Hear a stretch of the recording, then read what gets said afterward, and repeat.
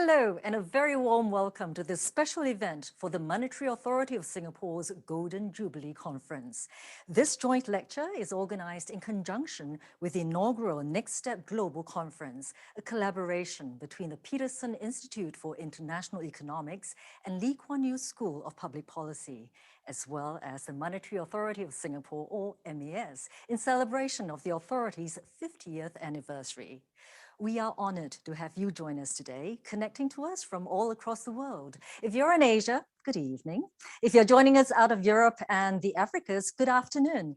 And to our viewers further west in the Americas, good morning.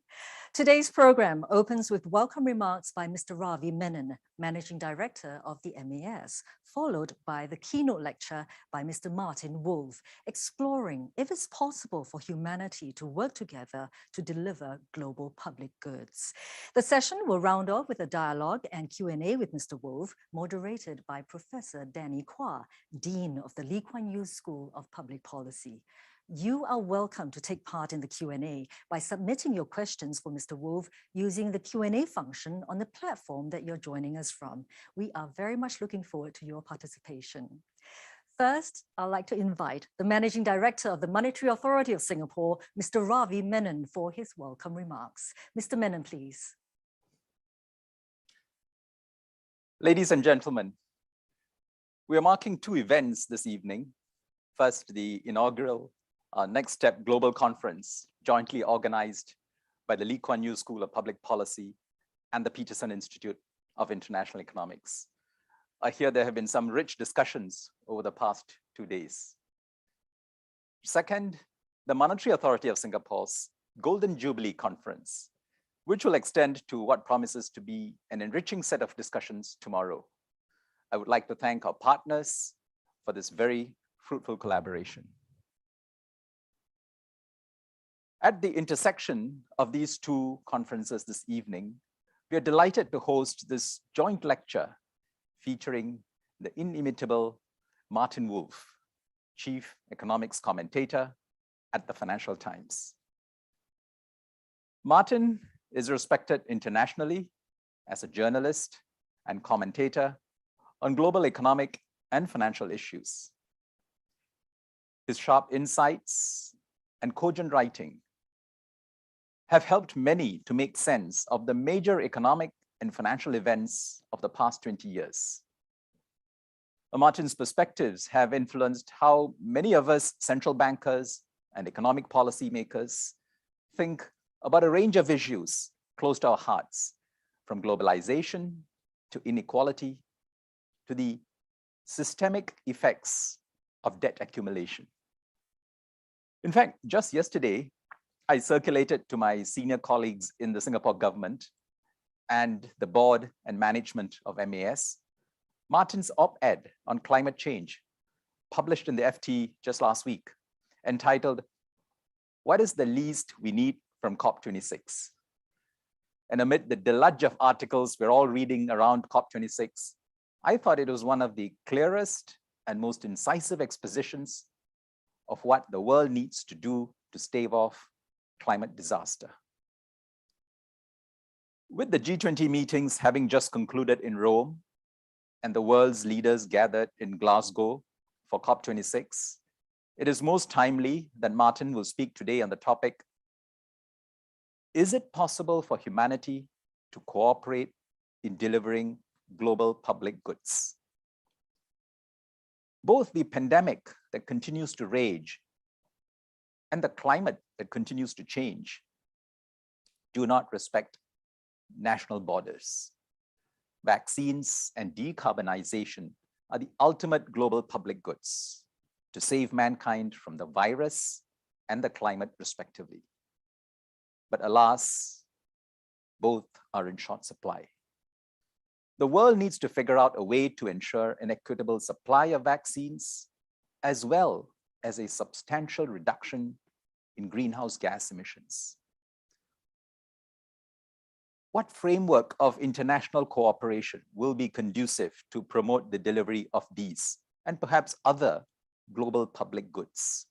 How can the inherent tensions between national priorities and global interests be reconciled. There are no neat solutions to these challenges, but if there is someone who can cogently clarify the issues, it must be Martin Wolf.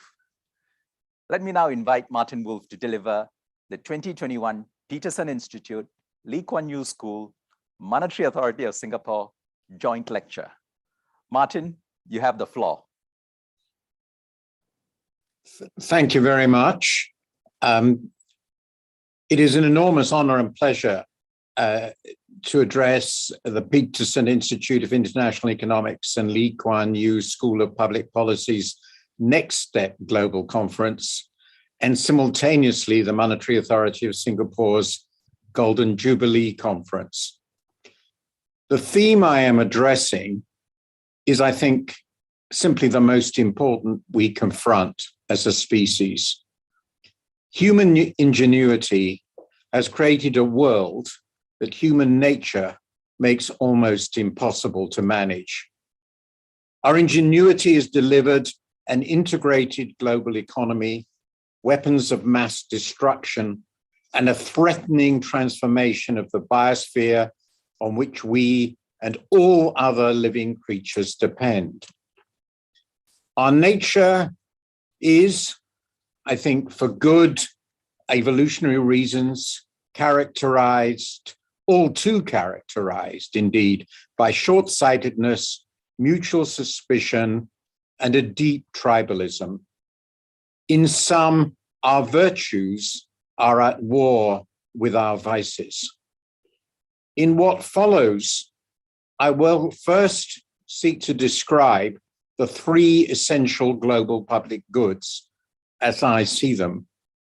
I will then consider why delivering these goods is so difficult.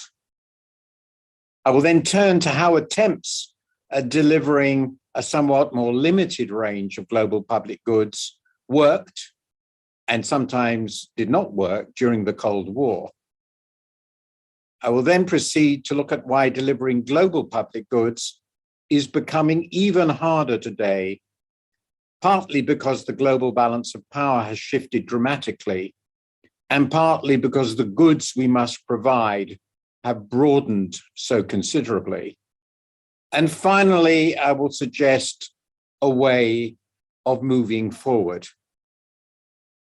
My central point is that we have to cooperate. Indeed, we are doomed to do so because we are so deeply interdependent.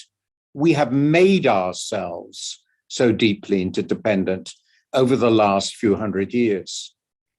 But our ability to do so is constrained by the sheer complexity of the task and by deepening fissures among the world's states, especially nowadays between the US and its allies on the one hand and China and its allies on the other. So we need to cooperate in an increasingly divided world. How is this to be done? My brief answer is ambitiously, but also pragmatically. So what are the overarching global public goods that I'm going to discuss? What do the people of the world need most? The answers seem to me pretty obvious. Prosperity for themselves, their families, their friends, their countries. Peace and protection against environmental disasters and global pandemics. These public goods are, of course, interconnected, closely interconnected. One cannot have prosperity without global peace. Neither peace nor prosperity is likely to be sustained in a world ruined by environmental catastrophes or threatened, as it might well be, by far worse pandemics than COVID-19. Moreover, it is quite clear these are all public goods. Our prosperity depends in significant measure on the prosperity of others.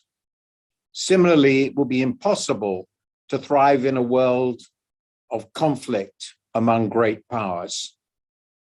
But the global environment and global health of public goods surely goes without saying. So why is it so hard to deliver global public goods? Providing public goods like these, so in domestic terms, civil peace, prosperity, environmental protection, and successful control of pandemics and other diseases, is of course hard enough at the national level, but it is inevitably far harder at the global one, where there exists no sovereign power able to internalize all the externalities and force the necessary changes in behavior. At the national level, there exists a legitimate sovereign power, or at least a sovereign power, with the right and some capacity at least, though variable, to legislate the provision of public goods. But global provision of public goods depends on agreement among close to 200 sovereigns, and especially among the more powerful ones in the group of 20 and the superpowers above all. Without effective agreement, free riding inevitably undermines provision of global public goods. Again, at the national level, there exists a political process able to settle, at least in a tolerable manner, questions of legitimate burden sharing in the provision of these public goods. At the global level, agreement on these questions must be reached among countries with vastly different degrees of prosperity, vastly different degrees of responsibility for the problem, and vastly different degrees of ability to contribute to a resolution. Finally, even at the national level, it is hard to respond to uncertain costs that will emerge over many decades. And again, doing so is far harder at the global level because the perspectives of countries on the challenges in the distant future tend to differ so much. So that leads me to the next questions. To what extent did provision of global public goods work in the past? The unsurprising reality is that we have never had anything close to a global system for the provision of relevant public goods.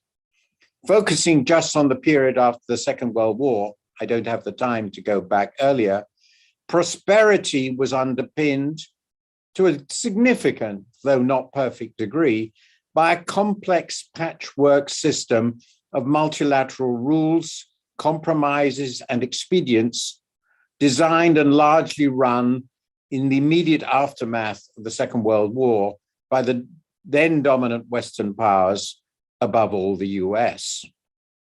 A multilateral rules-governed system, a phrase often used, has in truth never existed. And countries were, of course, never treated as sovereign equals within the system either. On the contrary, the system has, as I've said, always been a patchwork, and there have always been radical differences in power and influence within the system.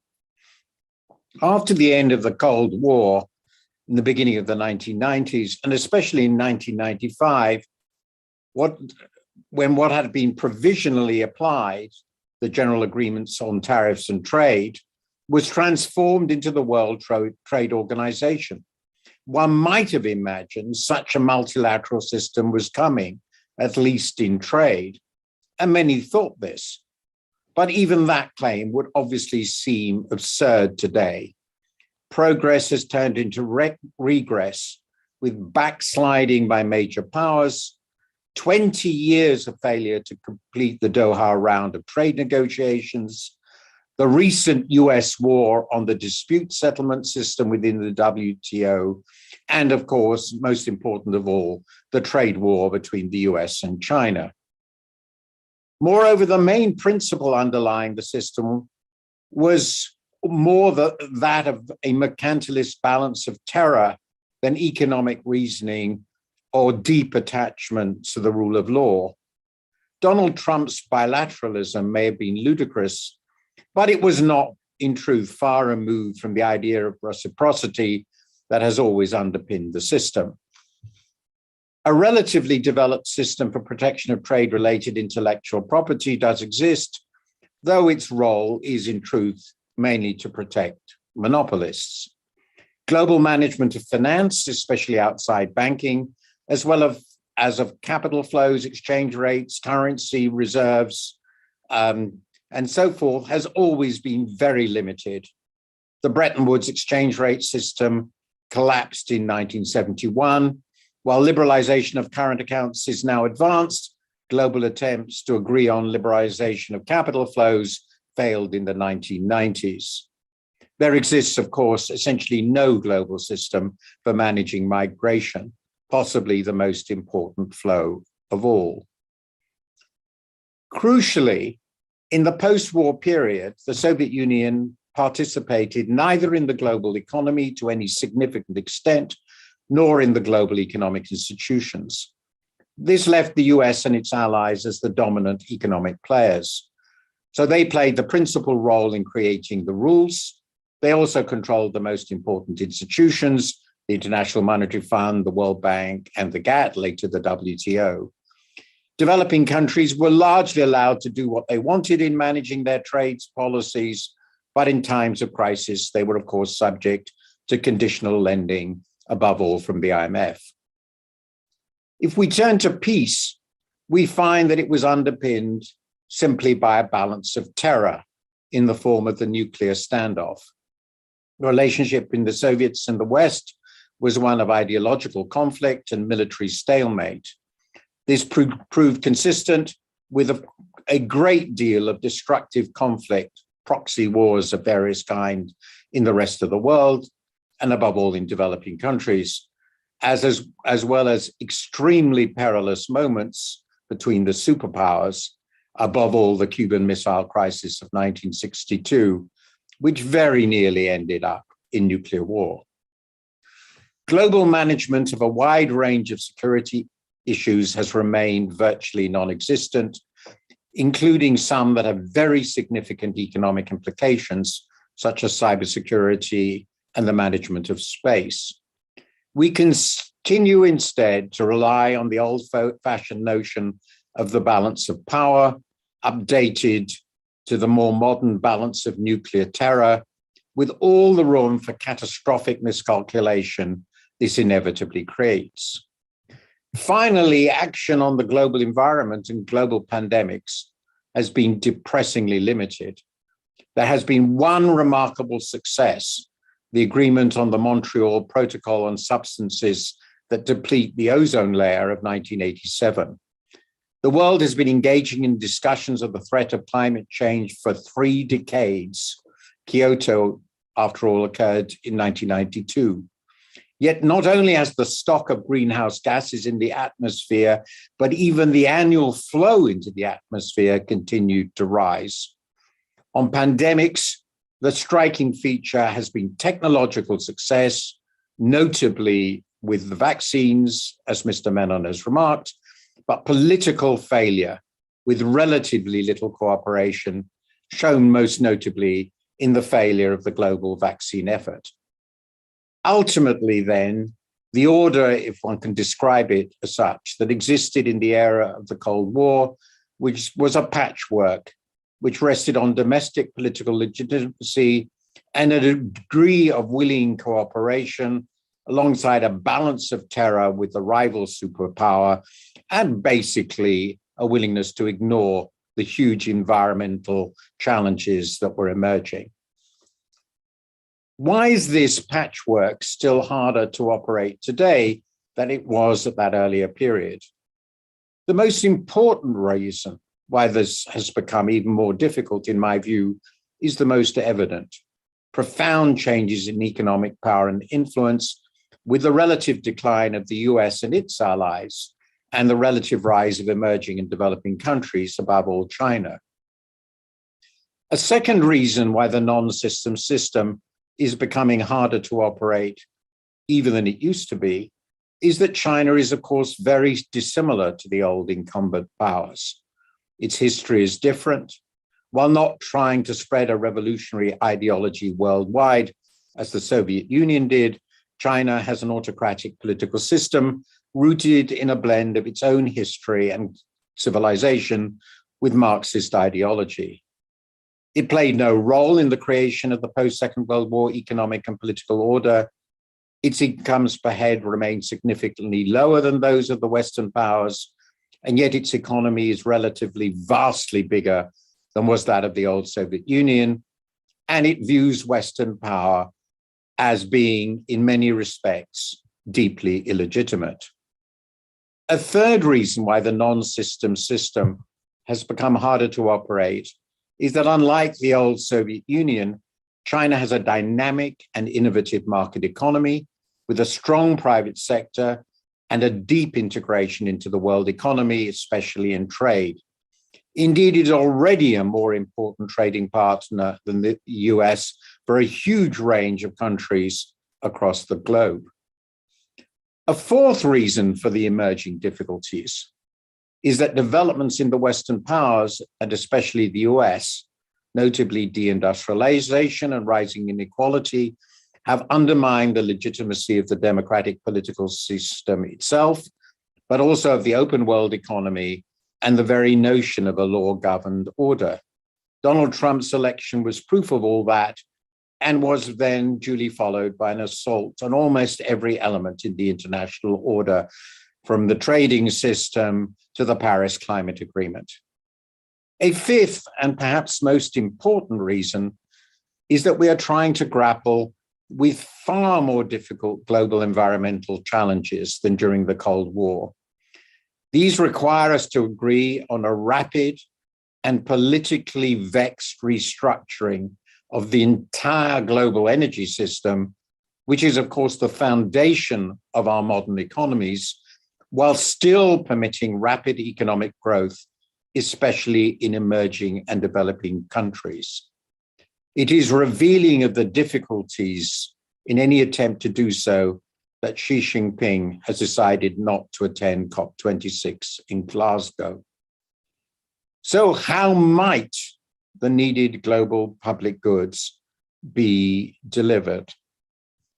How might an international order of some kind function in a world characterized by a long-lasting superpower rivalry, one that seems to me likely to last for a generation or generations, characterized too by a far greater need for cooperation to protect the planet, and also characterized by deeper divisions right inside our highly integrated global market economy than ever before. If it was hard during the Cold War, it's obviously becoming harder still now. The answer I would suggest is to abandon any notion of a comprehensive order. That was already impossible 4 decades ago. It is far more impossible now. Instead, we need to define a minimum list of fundamental core interests that unite us all. The aim should similarly be to define a minimum list of global and regional agreements that will make it possible for us to achieve these common objectives.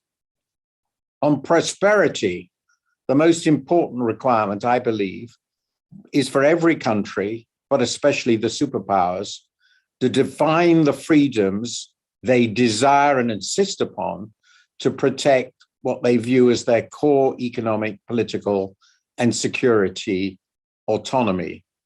At the same time, in all other areas, giving participants the ability to foresee what their policies will be, because those policies are agreed and have their commitment behind them. On peace, the core objective must be transparency about each side's objectives and capacities, with a view to avoiding all military or similar surprises.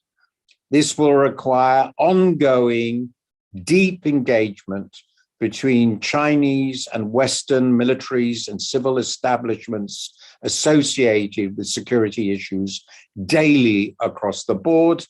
And this will have to include quite a number of issues which have not historically been part of security discussions, notably cybersecurity. On protection of the planet, the most important challenge of all, it is essential to agree on how to mitigate threats to climate and protect the life on the planet, because it is so obviously in the interests of everybody. COP26 will be a powerful indicator of whether this is at all possible. But I would add that greater capacity to manage pandemics is also essential. So this is how I would conclude. We are at a hinge moment in history. The old Western-dominated system into which emerging and developing countries were invited, at least in its economic respects, is not going to develop into a more ordered global system as many hoped in the 1990s. Meanwhile, the old challenge of securing peace in a nuclear age remains, and the new challenge of protecting the biosphere from damage is becoming ever more pressing. So what is to be done? We must not abandon all norms and rules of behavior in the international sphere. That will be a catastrophe threatening peace, prosperity, and the planet itself. We must focus on defining and making workable the minimum cooperation we must have if humanity is to achieve what everybody needs and wants as an essential minimum. It will involve sitting down with one another to establish or renew first institutions and practices for promoting prosperity that will offer at the minimum development cooperation, management of debt, and liberal and predictable trade. Second, institutions and practices for protecting the peace that will deliver transparency and credible security to all. And finally, institutions and practices for protecting the planet that will deliver a habitable earth for us and our fellow creatures. None of this will be easy, and it may even prove impossible. Yet we have got to a point at which the alternative to rising somewhat above ourselves is evident catastrophe. If we are to enjoy peace, prosper, and protect our planet, we must learn to cooperate in core areas while agreeing to differ in others. And let us all hope and pray that we can do so. Thank you for listening. Thank you very much, Mr. Wolf, for that thought-provoking and, if I may add, sobering lecture. We'll now move on to the moderator dialogue and Q&A segment of this session, and would like to invite you to pose your questions via the Q&A function on the platform that you're joining us from. Our moderator for this segment is Professor Danny Quah, Dean of Lee Kuan Yew's School of Public Policy at the National University of Singapore. Professor Quah's research interests lie in income inequality, economic growth, and international economic relations. His work takes an economic approach to world order, focusing on global power shifts and the rise of the East, as well as alternative models of global power relations. Professor Quah has also done extensive work on income inequality and social mobility and their impact on society cohesion. I now hand the time over to Professor Quah and Mr. Wolf. Thank you, Melissa, and thank you, Martin, for that characteristically powerful, persuasive speech. You have laid out for us compellingly and clearly the imperative for our having to rise above ourselves, our vices that you referred to at the beginning of your speech. If we don't, well, global catastrophe. You have unpacked for us both the driving forces as well as, admittedly, some of the sleepwalking that humanity has done that has brought us all to this critical, in your words, hinge point. But you give us a ray of hope. You suggest that a comprehensive, complete, orderly world order, as many others had thought should come about, is actually impossible now, just as it already was 40 years ago. But you have also described how we can carefully, gingerly piece together a kernel or a core minimum set of agreements around which a number of, in your words, fundamental common objectives might reside. I want to turn to the audience for some of the questions that have come in. One in particular, I want to describe and then rephrase, Martin, if I may, to allow a greater expansion of your ideas. The question that was asked was, yes, but what if one community's peace and prosperity come at the cost of yet others? Now, I want to rephrase that question into a somewhat more general idea, an idea that I'm sure you have encountered in discussions with people around your proposals. That idea, economists refer to as a zero-sum game, or what other writers have thought about as a zero-sum world. And as I was listening to your speech, Martin, I thought that one of the most powerful of counter narratives against your vision is indeed this notion of a zero-sum world. Now, in the zero-sum world, we know the only fundamental truth is someone gains only when someone else loses. So in that world, there are no acknowledged public goods. The set of common objectives is an empty set.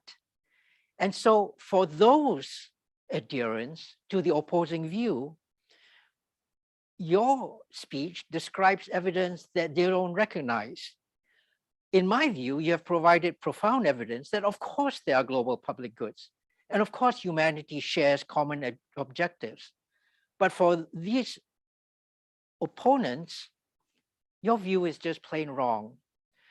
So I want you to respond to how you would describe the falsity, the fallacy in the zero-sum view of the world. Over to you, Martin. Okay. Well, there are some zero-sum elements, and it's a good way of rephrasing some of what I'm saying. I suppose of the leaders of the 20th century, the most absolutely and irreconcilably committed to a zero-sum view, and I'm not making this comment lightly but rather with all seriousness, was Adolf Hitler. He believed very passionately that the world consisted of a zero-sum conflict for power and resources, and what you didn't have, others had, and they could use it against you. And it was very much with this in mind that he, a view which very much went back to social Darwinism of the 19th century, though it of course had older roots than that. But it was with this in mind that he launched the Second World War. And I think in one very important respect, namely power, he is pretty close to correct. They say power is the ability to make other people do what you want. And if you have more of it, pretty well, it's a relative quantity, as it were. Others have less of it. And this is why conflicts for power within states and between them have always had, throughout history, a strong zero-sum characteristic. And it is also why, since there is no superior sovereign, as Thucydides argued 2,500 years ago, they tend to end in war.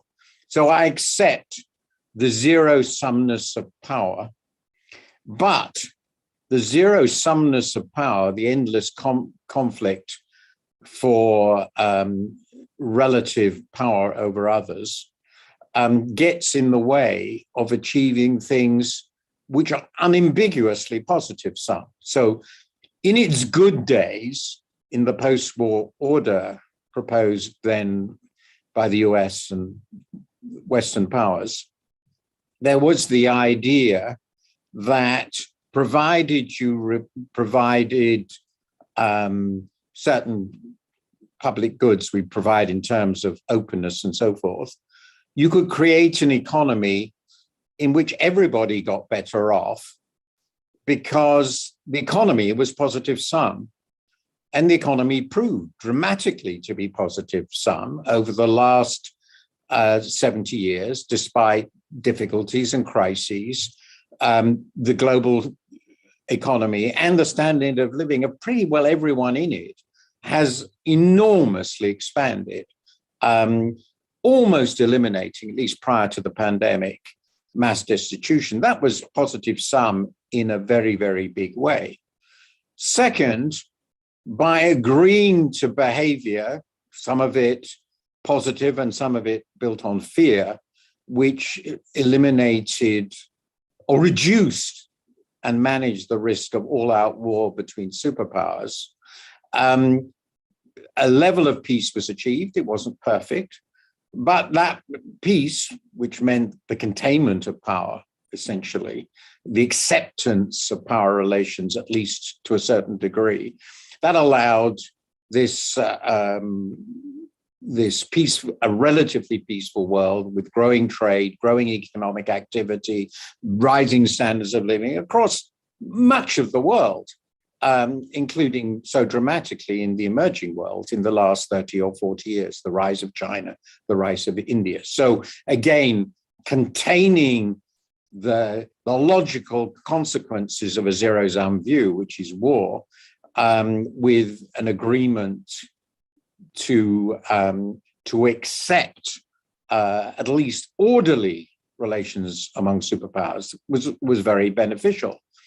And finally, though we've only got this one huge example of the Montreal Protocol, but it's pretty clear that if we manage to contain the climate disaster, if we manage pandemics, everybody benefits. The world is a better place. We can travel more freely if everybody can. If pandemics aren't rife, we will be able to live in a much more manageable, tolerable world from the climate point of view if we cooperate.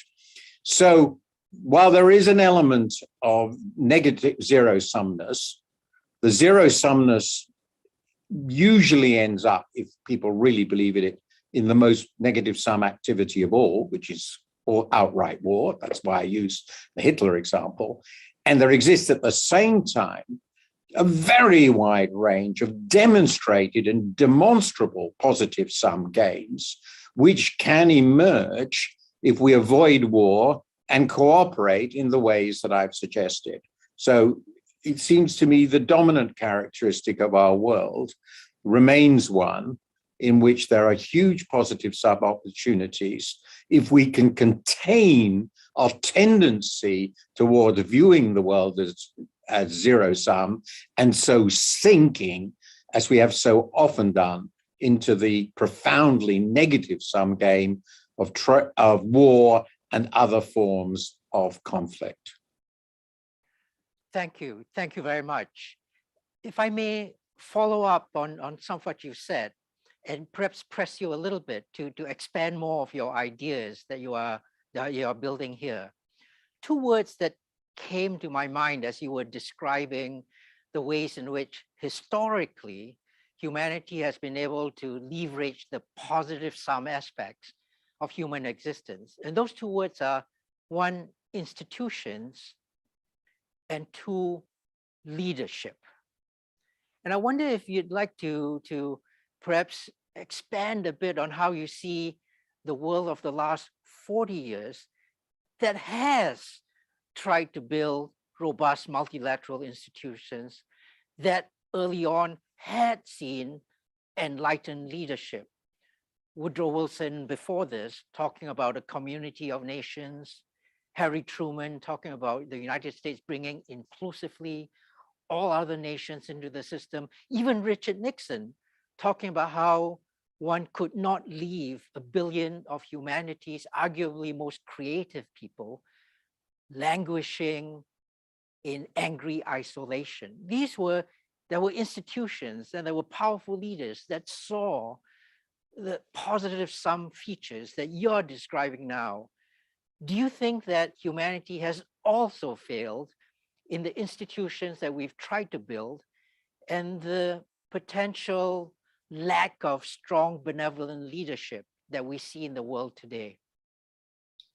Well, the short answer to that is yes, and that would have taken a much longer lecture to discuss. But let me just summarize embarrassingly simply what seemed to me to be the role of what I would say is awareness of history, awareness of opportunity, leadership, and institutional embodiment. So for many Western leaders in the middle of the 20th century, and particularly, of course, American leaders, they came to two, I think, very big, by no means universal, but the dominant ones, came to two very big conclusions. First, they had experienced in the First and Second World Wars and in the failed interwar period, so this is a 30-year period, a staggering breakdown of order, economic and political, and ultimately security, of course, two horrifying world wars, the collapse of a number of states into totalitarianism, and in their perception, diabolical consequences of the decision of the United States to withdraw from the world after the First World War. So this history was very much in their minds when they decided, both pragmatically and idealistically, to create the post-war system. And that, of course, I didn't have time to go into. It included the United Nations Security Council, but also the IMF, the World Bank, then the General Agreement on Tariff Trade, which was part of the International Trade Organization, which was never ratified. And then, of course, the Marshall Plan, the Organization for European Economic Cooperation, the OECD, and on so forth. And in the Cold War, with the Soviet Union, Soviet system outside it, this worked far better than they expected. The simple truth is it worked far better than they expected, and it started a worldwide boom. Many emerging and developing countries were outside this, partly because of the very complex process of decolonization, partly because of the lessons they drew from the 30s, all understandable, but a mistake. And of course, partly for ideological reasons, as with Mao. Then I perceive that as the Cold War was coming to an end, a number of leaders, so that was leadership. That was leadership, the best leadership internationally I think we've probably ever had. Then came another crucial set of leaders, of whom I tend to think Deng Xiaoping was the most important, but there are others, who decided that actually this was a world they would like to be part of because it offered them prosperity. It offered them a better life, and a better life for their people and for their country and countries. And a whole host of countries with varying success, obviously China most dramatically, but also India and quite a large range of other countries decided to join this world. And the Soviet Union's collapse made this even clearer. So they then moved to this broad opening of the world system, which I tend to think was sort of symbolized by the agreement on the WTO in the mid-90s. And I was very optimistic about the possibilities of that. So that was a capstone institutionalization of the system. And for the first time, it had become relatively global. And this was all, on the whole, enormously successful. Now, move on another 20 years, for the reasons I've outlined, the system is being shaken to its core in all possible dimensions. And we have, in addition, this giant environmental challenge. And at the moment, I think the crucial thing is to avoid collapse into breakdown, collapse into a different form of breakdown that occurred in the earlier 20th century within Europe, at this time on a global scale, with colossally disastrous consequences. And we really must not, because we cannot survive going through at the world level what Europe went through between 1914 and 1945, because it will be the end of us. So somehow we must sustain enough order to get through the next 100 years, they say 50, with very difficult underpinnings, when the US is profoundly, and I fear unalterably changed, and Europe is weak, China is suspicious and doubtful, and many countries find it very difficult to trust one another. It is in this spirit that I put forward this, I suppose, rather pessimistic view of the minimum we can do. Even that, and I agree completely, will require leadership, and it will require institutional embodiment in agreements like COP26 if it's successful. We cannot do without leadership in institutions. We just have to be relatively realistic about the minimum we need to do to avoid, on a global scale, the catastrophe of the first half of the 20th century within Europe. And that is what I fear. And this leads me to my conclusion, which is a quotation from a dear friend of mine who died 35 years ago. Jan Tumlier used to be chief economist at the GATT. And he said to me, it's not true that people don't learn from history. They do learn from history, and then they forget. Well, I suppose what I'm trying to do is prevent them from forgetting completely. Thank you very much, Martin.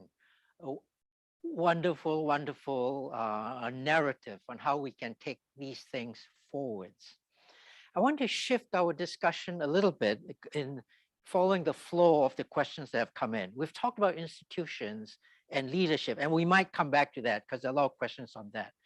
But there's also a strand of questions from some such as Anne-Marie Schleich, who writes in the following: we see growing public discontent and impatience on the insufficient actions and progress that national governments have been able to make, far less multilateral institutions or international leaders.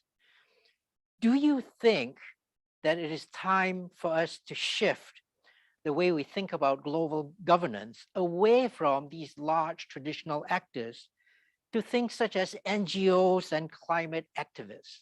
How do they fit in your vision of a core kernel of fundamental common interest?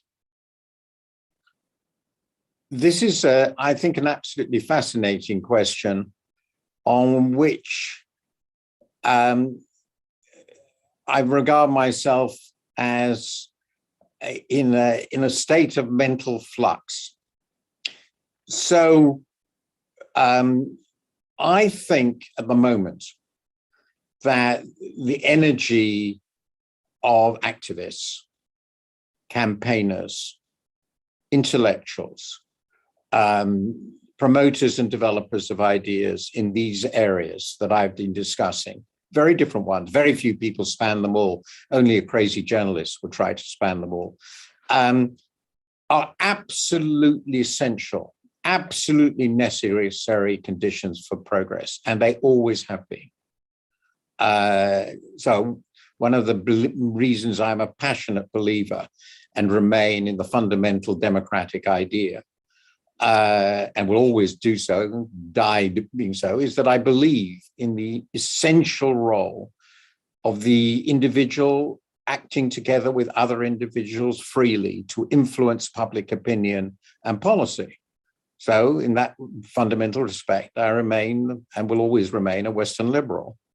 What I would think of as the better aspect of Western civilization.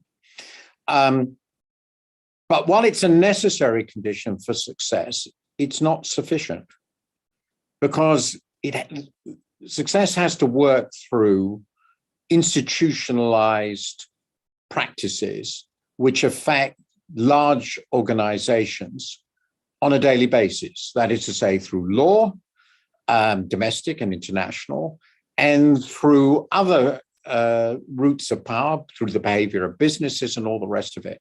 And all that can be influenced by activists, but it cannot be determined by them. In any political system, they are an element within it, but they're not the majority, in my view, in any society.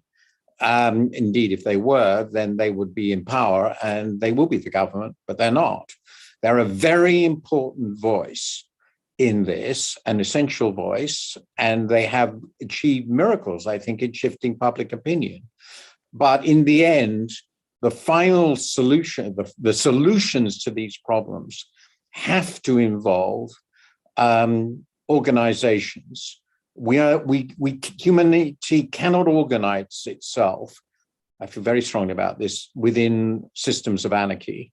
They have to have organized systems which allow them to predict how people behave. That's what the core elements of our civilization offer. The great problem is we don't have this at the international level. The international level is an anarchy, but we can make it less anarchistic if we make agreements which are themselves binding in domestic law. That's what made the GATT work when it worked well. That's what makes all good international agreements work, that they become part of domestic law. So within the very complex political game that is decision-making in the areas I've touched upon, which are so big and important, the activists are very significant players, but they're not decisive and cannot be on their own.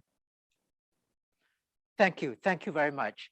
I want to build a bit more on your statement about Western liberalism and the very powerful vision of checks and balances that the governed, the people, hold their leaders to. In the US Constitution, there is a phrasing that the government governs through the consent of the governed. And it's a wonderful image that we want to take forward. And you've described the challenge of trying to deal with that in a world of anarchy, where sovereign nations go off and do what they will. So a question that's come in that's related to this thinking is a question from Ting Xuan Ng. It's a question about enforcement. It's a question about how, after you've built this kernel, this core minimalist set of shared common values, what do you envision for principles of enforcement? Now, in the traditional vision, in the old vision, the old world, there was a hegemon. Hegemon had power in all dimensions. And we might object to how that hegemon thinks about regulating financial markets by use of its aircraft carriers, say. But it was a hegemon that allowed enforcement. In this new world, in this new world order, or this new community of shared interests that you're describing, how do you see enforcement working? Okay, there are different elements of this. My own guess is that we are going to see the emergence, and I say this with some distress, of spheres of influence. We are going to break the world up into spheres of influence. So some of the enforcement will occur from the dominant player within a sphere of influence. And that sphere of influence might be across all aspects of this, or just one or two. And the most obvious powers within this sphere of influence world will be the US, the EU in economic aspects, and China. It will be very messy, particularly messy at the borders, but they will have enough muscle in terms of economic influence, resources, and other instruments of power to influence and to some extent control what countries within their sphere of influence, i.e. countries that are really dependent upon them in an unbalanced way, can do. I think this is a very unfortunate direction to go, but I can't see at the moment how it's going to be avoided. I would hope, however, that was contained in the ways I've suggested by agreements among the great powers. We are moving into a great power world, of competing great power world. In these core respects, to manage trade in the way and economic relations in the way I've suggested, to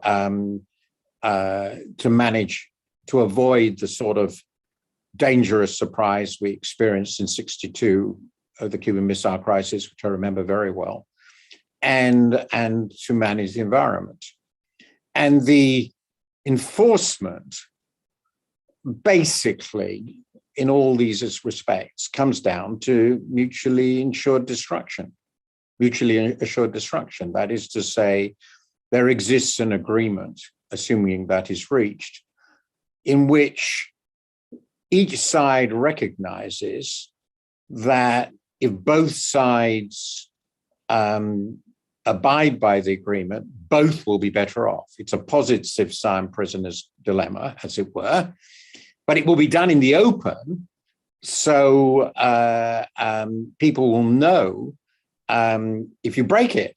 It'll be very visible if you break it, and there will be then some form of retaliation. It would depend. In some cases, the retaliation is inherent in the process, but in other cases, the retaliation will come from, for example, if you break the climate agreement, others will break their climate agreement, and everybody has a worse environment, and nobody's going to win from that. So I think of this at the moment as a mixed enforcement system, part of which will come top down within spheres of influence, and a lot of it will have to come from clear agreements on the core that I've suggested between superpowers, in ways that make clear that if they don't abide by it, they move into very, very dangerous territory. Now, to give you an example of things that did work in the past, you talked about that, after the Cuban Missile Crisis, there was a really big attempt to improve transparency, information sharing, and then arms control, which I haven't had time to go into the whole détente process between the United States and the Soviet Union. And over a period of 20 years, it massively enhanced the security of both sides. And it didn't eliminate, but it substantially reduced the chances of a repeat of the Soviet missile crisis, of the Cuban Missile Crisis. That's the sort of thing we're going to have to do between China and the US. I think that's at a very early stage now, but it's incredibly important that that be achieved. I think similarly, we're going to have to achieve something like this in the case of climate. Progress has been made, I would stress. I mean, I didn't have time to discuss this, but by now, close to 80% of the world's carbon emissions are covered by net zero commitments, even if they're for 2060 and 2070, which is rather late. So we are making progress. And I think part of the progress is that these agreements are becoming increasingly public. They're becoming transparent. They're things that governments are committing themselves to publicly, partly because of activist pressure, and partly because of the need to influence other governments. And the big advantage of intergovernmental relations is they are transparent. People basically know what's agreed, and basically they know if you break the agreement, and there are consequences for that. That's mutually assured destruction. So the combination of these things, I hope, will be sufficient. But we're at a very early stage of this new set of superpower relations, and they have to form a relationship which works on the basis, as I said, of agreeing to agree and agreeing to differ in other areas. Thank you, Martin. We're going to have to end on that note of cautious optimism, but we have covered so many fascinating ideas in this dialogue with Martin. We could go on. There's so many other areas to explore emerging from his fascinating speech. I'm going to have to bring this, however, to a close given the time. This dialogue session with Martin Wolf has served at least three purposes. First and foremost, it has allowed all of us, audience, interlocutors, to be in conversation with Martin, surely one of the greatest and most insightful writers of our time on the modern global economy. Second, as Ravi Menon, the managing director of the Monetary Authority of Singapore, has said, this is the welcome event that has now launched the Monetary Authority of Singapore's Golden Jubilee Conference. That conference and celebration will continue in a full day of events tomorrow, Wednesday, the 3rd of November, as counted in this time zone anyway, so beginning at 8 a.m. Singapore time. Third and last, as this dialogue session comes to the end, it also brings to a close the inaugural Peterson Institute Lee Kuan Yew School Next Step Global Conference that took place yesterday and today. No matter what time zone you're in, it was yesterday and today. And that conference's earlier panels had first, supply chains in a world of conflict and COVID. Second, policy making in a big data, big tech global economy. And now this dialogue session with Martin.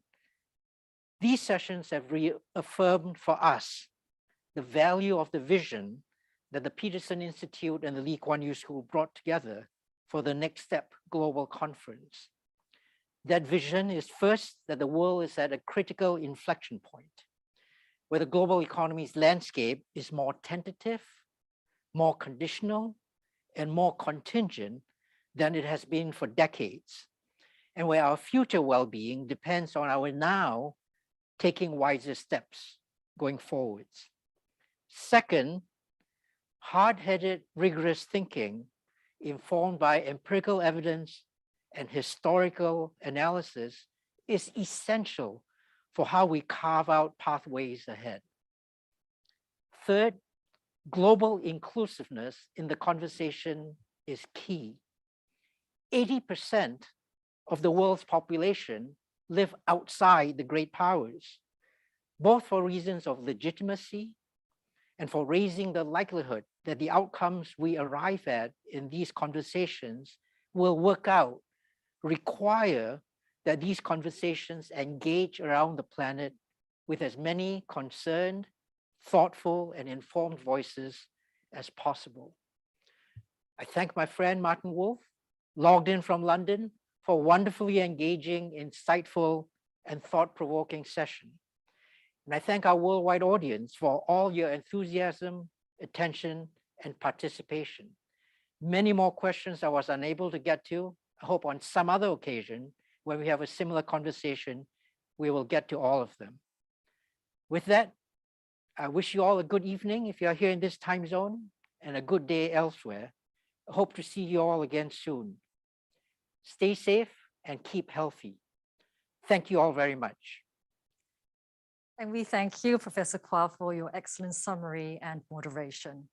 Well, we've come now to the end of today's program. On behalf of the Peterson Institute for International Economics, the Lee Kuan Yew School of Public Policy, and the Monetary Authority of Singapore, I thank you for joining us in this welcome event to mark the 50th anniversary of the Monetary Authority of Singapore.